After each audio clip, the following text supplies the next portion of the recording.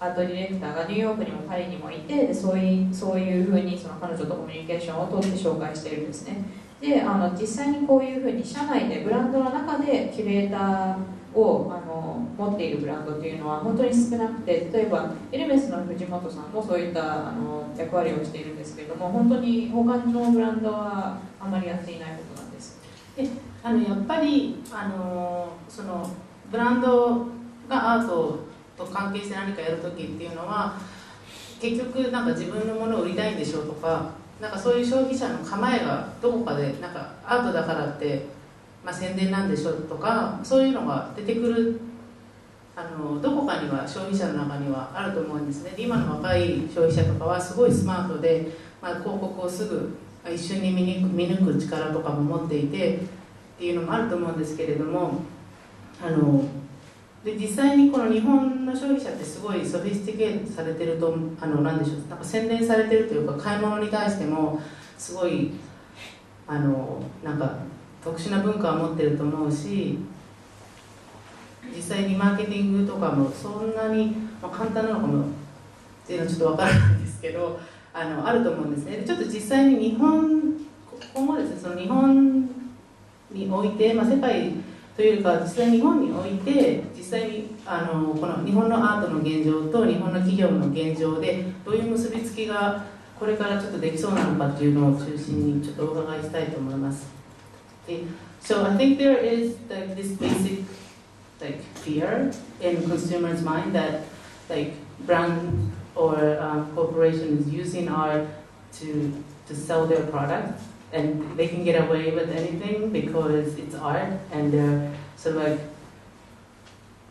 oh, we're spending this much money on art, and so that's our company's philosophy, and we're sort of like a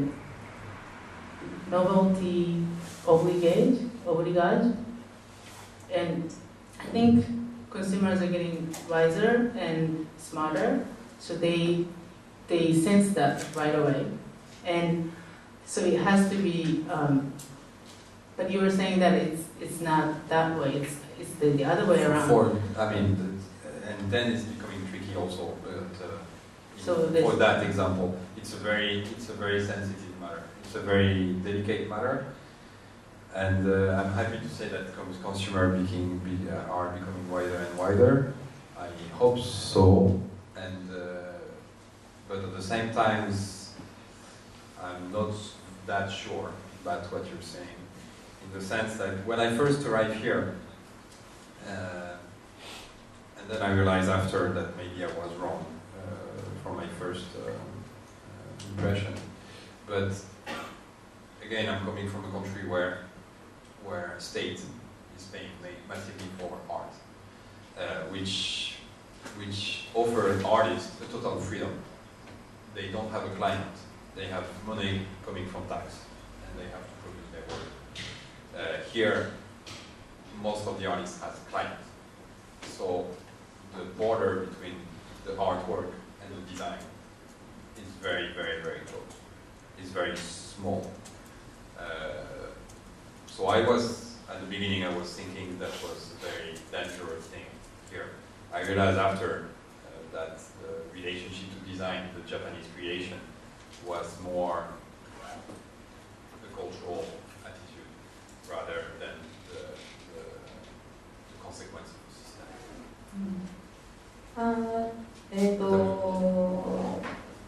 そうですね、その消費者が賢くなったっていうのは確かにそう思いますし、そうであるべきだと私は思うんですけれども、ちょっともしかしたらそうじゃないのかもしれないというような気もします。で、私が実際日本に来た時に一つ思っていたことがあって、今振り返るともしかして私は間違っていたのかもしれないと思うんですけれども、私の国では国がアーティストをサポートしているんですね。でなのでアーティストはクライアントがいません。で全く自由に作品を作ることができます。で税金からその、お金を得てそれでアートを作ることができるんですね。でも日本ではそのアーティストはクライアントを抱えています。なのでそういった意味でアートとデザインのその境界線がすごく危ういっていうか薄いんですね。でそれでこれはすごく危険状況なんではないかというふうに私は最初思っていたんですけれども、今になって気づくと、もしかしたらそのアートとデザインのそのすごく密接な関係っていうのは文化的なそういう態度から、に関連しているのではないかと気づきました。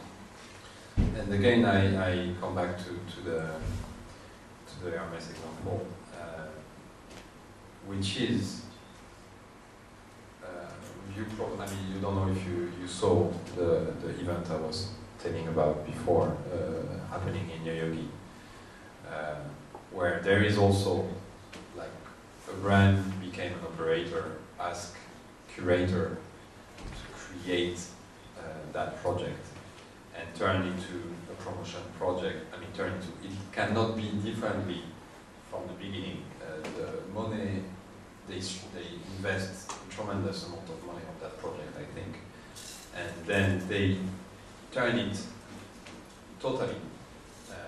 for a kind of direct promotion of their brand. Sorry, this is Hermes? Sorry. Did you say Hermes? This is Chanel? シャネルモービルアート。そのシャネルのモービルアートというのイベントが代々木で現在あるんですけれども、この例について話しますと、そのブランドがそういうイベントを運営することになって、キュレーターにそのイベントを、クリエーションして